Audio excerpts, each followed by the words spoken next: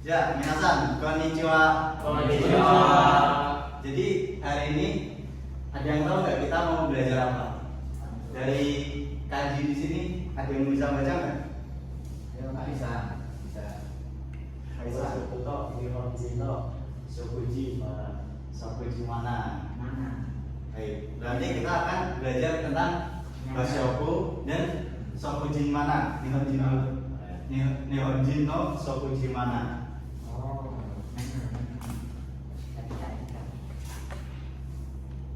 Nah, kyo warnanya beda shimasu.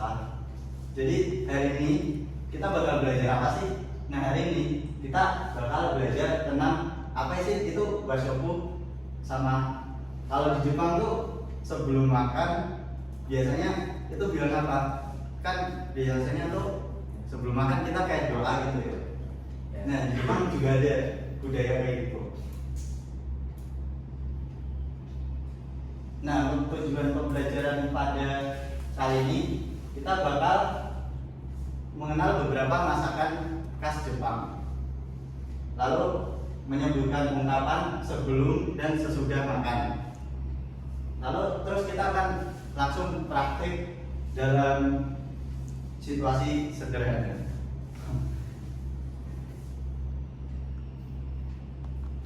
Nah, bashoku itu apa sih? Ada yang tahu nggak? Bashoku. Jadi terus makanan khas Jepang. Oh bener. Jadi bashoku itu makanan khas Jepang ya. Oh ada jadi itu ya sensei yang Iya. Nah, di sini ada yang tahu nggak? Ini nama makanannya apa? onigiri. Onigiri. Terus ini apa? Bento. Ramen. Sushi. Sushi. Ayo kita lanjut ya. Sushi. Ya, jadi yang pertama itu ada sushi. Jadi sushi itu makanan Jepang yang berbahan dasar nasi. Jadi itu tengahnya ada daging, biasanya daging ikan atau seafood. Lalu kita apa sih? Iya, digulung.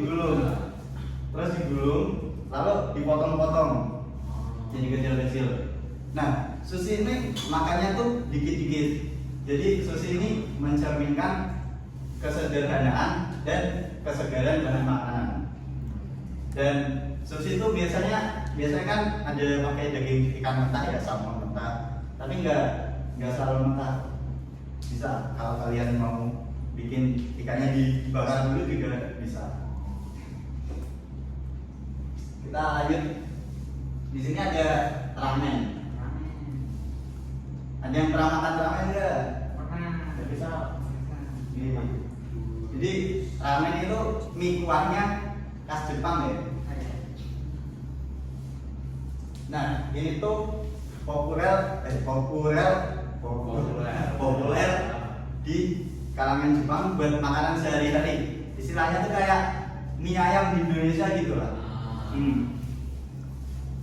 Nah, terus di Jepang tuh makan ramen boleh keluarin suara kayak di seruput gitu loh kan, keluar suaranya. Nah, itu menandakan kalau kita tuh menikmati ramennya itu. Berarti kalau kamu gitu kayak keluar mandi.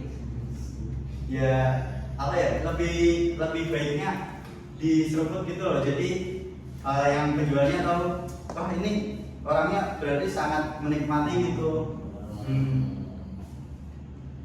Ada yang tahu ini? Nah, itu. Kita lanjut ya. Terus di sini ada onigiri. Jadi onigiri itu nasi kepalnya Jepang. Biasanya tuh bentuknya segitiga. Terus tuh dalamnya nanti ada isinya, entah salmon, tuna, atau apa gitu. Nah, onigiri ini praktis dan biasanya tuh jadi bekal gitu loh, karena dia praktis dan mudah bawanya. Nah, karena itu onigiri ini mencerminkan budaya yang sederhana dan fungsional.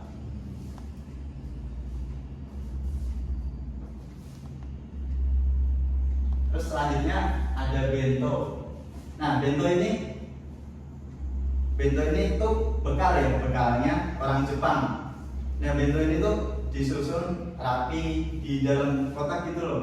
Biasanya tuh dibentuk karakter-karakter yang lucu gitu, biar apa ya, itu menunjukkan apa sih, perhatian dan rasa hormat buat orang yang memakannya gitu.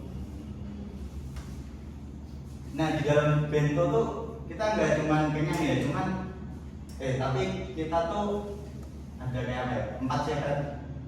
Jadi ada nasi, terus daging dan sayur-sayuran gitu.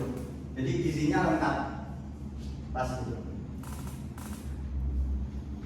Nah, oke, kali ini kita bakal mempraktekkan gimana sih caranya orang Jepang sebelum makan. Nah, jadi orang Jepang tuh sebelum makan bilangnya itadakimasu sambil tangannya gini. Jadi misal ya duduk nih, duduk terus di sini ada makanan. Nah, sebelum makan tuh kan kalau orang-orang biasanya baca doa ya. Nah, orang Jepang tuh budayanya tuh kita bilang itadakimasu sambil tangannya kayak gini. Ini itadakimasu. Nah, ini tuh sebagai bentuk terima kasih buat yang bikinin sama buat alam gitu, karena udah nyediain makanannya.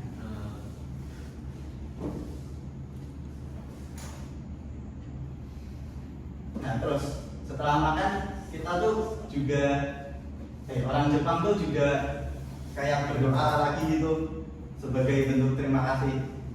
Nah, bilangnya tuh gochiso sama desta. Gochiso sama desta. Kurang lebih artinya kayak yang tadi, sebagai bentuk terima kasih.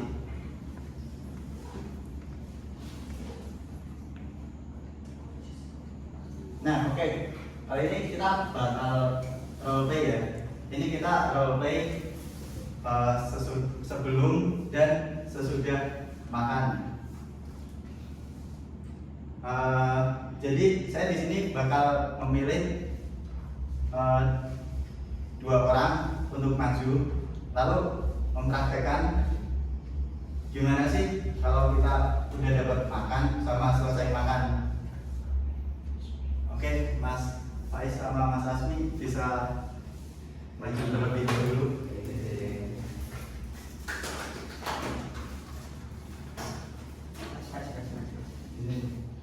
Jadi nanti kan saya kayak nganterin makanan, terus nanti kalian tinggal sebelum makannya gimana sama sesudah makannya. Jadi nih, misal kalian sudah dapat makan, terus langsung kita bilangnya tuh gimana sih?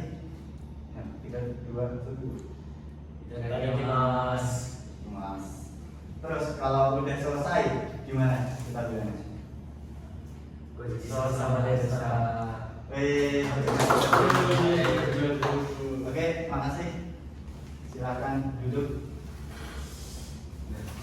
Oke, karena masih ada waktu, kita panggil lagi.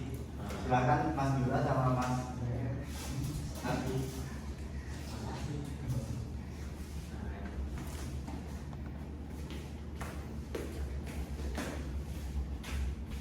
Kita langsung praktek ya. Sebelum makan itu biasanya gimana sih? Iya, kita tuh roleplaynya di Jepang ya. Ya, kita anggap aja kita udah di Jepang gitu. Oke, kita ulang lagi ya. 3, 2, 1. Terus kan sudah selesai makan nih. Terus kalian bilang apa?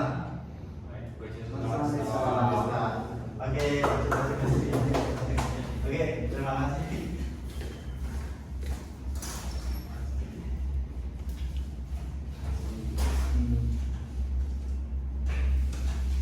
Nah, kan tadi kita udah belajar tentang makanan di Jepang ya, wasoko.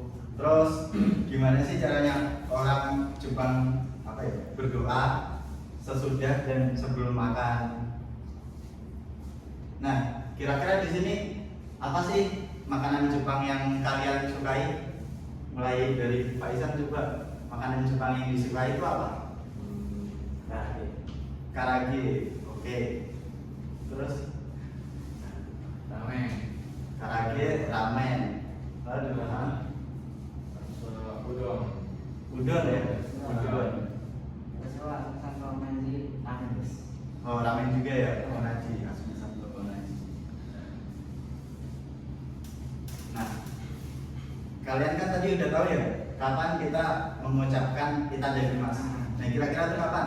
Sebelum makan. Sebelum makan. Oke, sebelum makan ya. Terus arti gojiso sama desta itu apa? Makasih atas Sama-sama. informasinya. Oh, oke, terima kasih atas makanannya. Oke. Nah, jadi kita kan tadi udah belajar ya.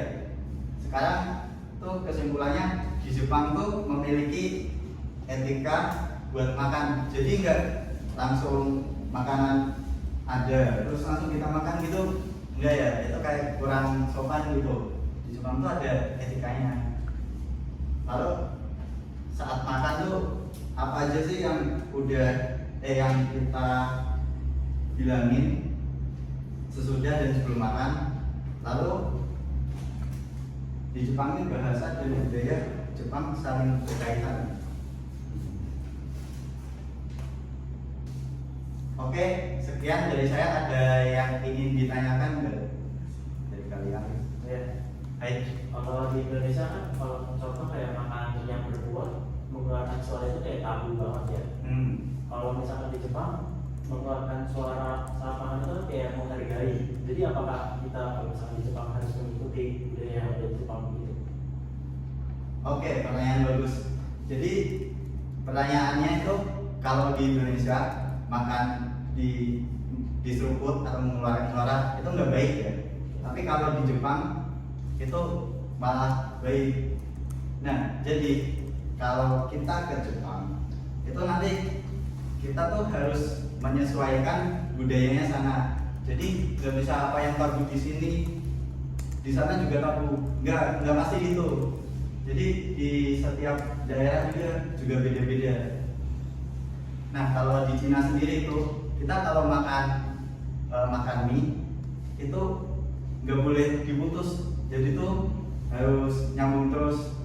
Itu tuh buat katanya ya biar umurnya panjang gitu. Nah, jadi budaya di setiap daerah itu memang beda-beda dan kita tetap harus menyesuaikan. Oke, terjawab. Jawab. Ada yang ingin ditanyakan lagi?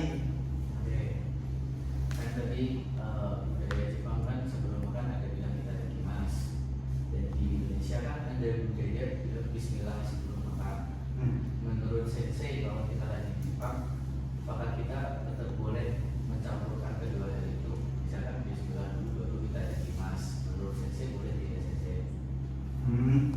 Jadi kalau di Indonesia kan orang Islam ya biasanya bilang Bismillah dulu sebelum makan dan sesudah makan tuh bilang Alhamdulillah gitu ya. Nah, kalau di Jepang ini kan bilangnya itadakimasu sensei. Jadi gimana dong? Nah, jadi kita bisa mencampur keduanya ini selagi kita nggak menyalahi adatnya ya. Nah, jadi kalau menurut sensei ya itu kita utamain agama kita dulu. Jadi kalau sensei itu biasanya kita Bismillahirrahmanirrahim dulu, baru itadakimasu. Nah, kita Bismillahirrahmanirrahim itu untuk menghormati kepada Tuhan yang memberikan makan. Nah, terus itadakimasu-nya itu buat menghormati orang yang ada di Jepang gitu.